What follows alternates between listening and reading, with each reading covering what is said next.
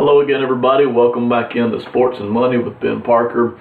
I'm your host. Thank you so much for being with us today. I hope you're having a good day.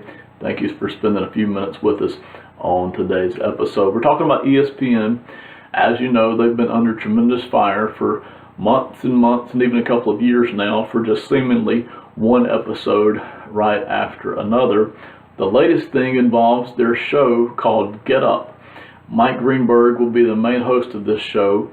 We watched for some time as he ended his 18-year radio show with Mike and Mike, and certainly that was a tremendous success for ESPN and for Mike Greenberg. He decided to move on after they asked him to take on this new venture. What has really created the controversy over the past few days, though, is how much money is being put into this show, specifically how much money the three hosts are going to make. We've known for some time that there was going to be a tremendous amount of cost involved in the making of the studio.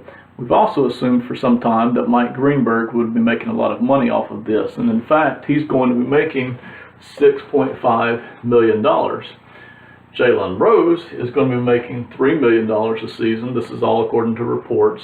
And Michelle Beadle is going to be hauling in $5 million a year for this. So altogether, this is $14.5 million.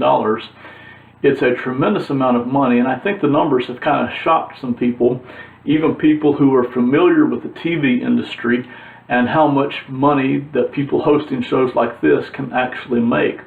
Clay Travis has come out recently and just really roasted ESPN. Nothing unusual there for how much money they put into this.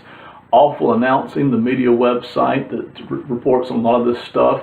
Also poked a lot of fun at ESPN last week, basically asking the question, what else can you buy for $14.5 million in sports?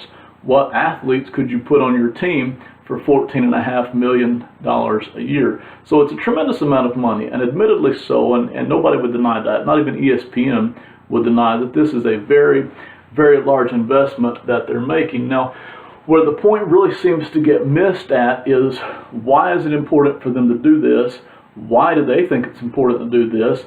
Clay Travis really went after them, and a lot of people have really gone after them, saying you could take that same $14.5 million and keep a lot of those people who were laid off. You could still have jobs for all of those people. If even one of these co-hosts were laid off, say at the $3 million or $5 million mark, one of these hosts were pushed off to the side doing something else. Even that amount of money could have kept a lot of these ESPN employees employed. And so they've really been under a lot of fire for that. They've also been under a tremendous amount of criticism, as usual, for a perceived left-leaning bias or a perceived liberal bias or a perceived political bias. And I'm not really going to get into that much today. But they've been under a lot of fire for this show called Get Up that's going to be coming out on April the 2nd. It's going to be aired on weekdays from 7 to 10 in the morning. They've really been under a lot of fire for all of these things, but specifically lately for the money that is going to be put out for these co-hosts. And what I really want to get at, and I think a lot of people are missing the point, is that ESPN is at a point in their career that they have never been in before.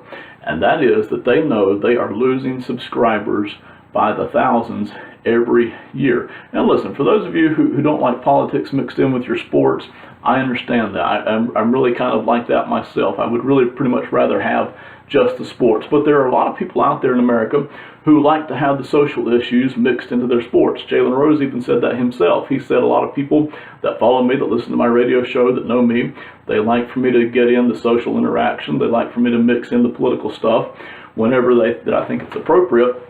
And so a lot of people like that. And listen, that's just a different kind of flavor. Different people like different things. So for a lot of people who do like to have some politics or some social issues mixed into their sports, they have admitted that this show will actually do some of that whenever it is part of a national sports story. What you're also having here is that you're trying to appeal to as broad an audience as possible. So you have Mike Greenberg at the start.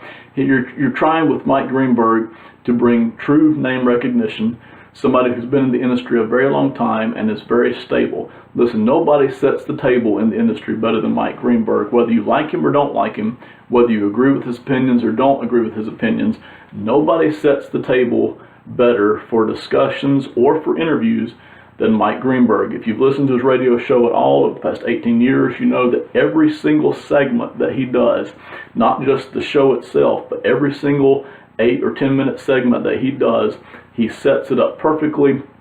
There's never any confusion about what anybody's talking about. He doesn't use a lot of pronouns. He's very specific, and he really sets things up. It's almost like setting the ball on a tee and then seeing if Mike and Mike can knock it out for a home run. So I wouldn't expect anything different from him on their TV show, their new radio TV show that they're putting together for Mike Greenberg. Now, from Michelle Beadle and from Jalen Rose, you're trying to appeal to as broad an audience as possible.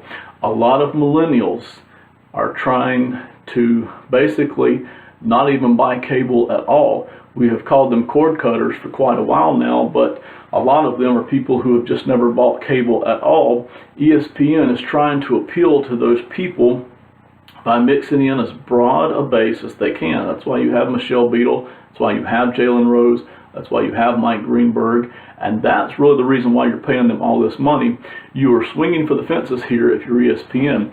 You know that your old model, the old model of just standard sports all the time, will draw in a certain number of viewers, but it is also turning away a certain number of viewers.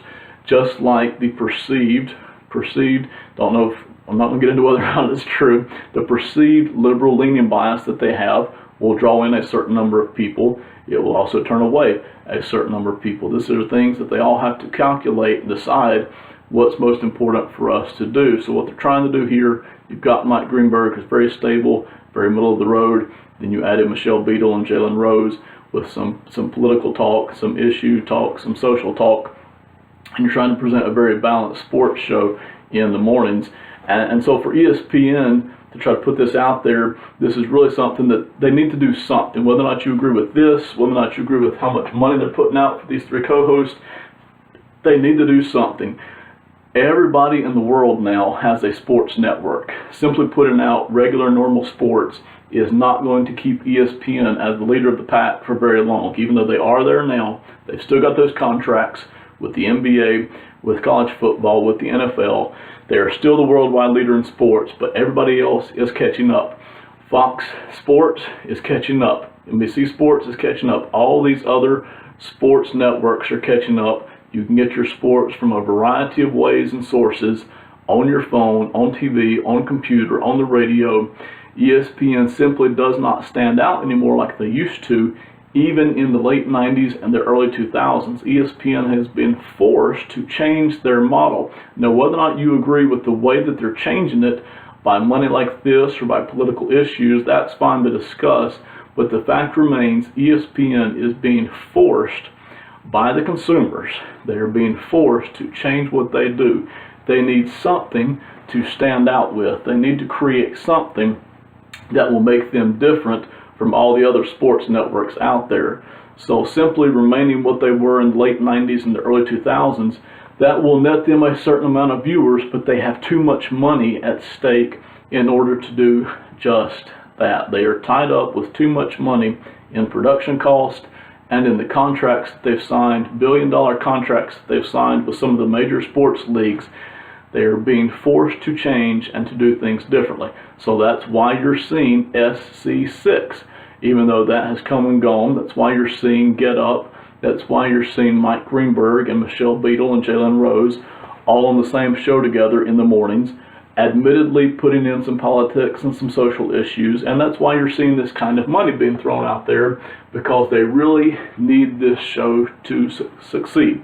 They are trying to get back their market share. They're trying to keep from losing any more people.